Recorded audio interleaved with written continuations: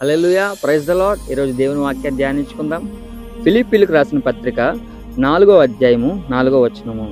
ఎల్లప్పుడూ ప్రభువునందు ఆనందించుడి, మరలా చెప్పుదును ఆనందించుడి. అవునండి, మనం ఎల్లప్పుడూ కూడా ప్రభువునందు ఆనందించాలి. ఏ స్థితిలో ఉన్నా, ఏ పరిస్థితిలో ఉన్నా కూడా దేవుని యందు ఆనందించేవారుగా మనం ఉండాలి. మరి దేవుని వాక్యం ఏమని సెలవిస్తుందంటే, మన పూర్ణ ఆత్మతో, పూర్ణ మనస్సుతో, పూర్ణ హృదయంతో మనం దేవుణ్ణి ప్రేమించాలి, దేవుని యందు ఆనందించాలని దేవుని వాక్యం సెలవిస్తూ ఉంది. మరి పౌలు గారు ఇక్కడ 2 సార్లు చెప్తున్నారు.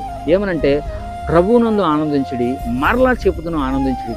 1 టైం చెప్తేనే అది ఫిక్స్ అయితే, 2 టైమ్స్ చెప్పారంటే అది ఖచ్చితంగా దేవుడు చెప్పిన మాట అయి ఉంటుంది. మరి దేవుని యందు ఆనందించడం వల్ల మనం బలము కలిగి ఉంటాము. The Joy of the lord is my strength అని దేవుని వాక్యం సెలవిస్తూ ఉంది. కాబట్టి మనము ఎటువంటి స్థితిలో ఉన్నా కూడా దేవునిని మహిమపరిచే వారిగా, దేవుని యందు ఆనందించే వారిగా ఉంటే మరి దేవుడు మన ఎడల సంతోషించేవారు ఉన్నారు. హల్లెలూయా. దేవుడి వాక్యాన్ని మన హృదయాలను ఫలింపజేయను గాక. ఆమేన్.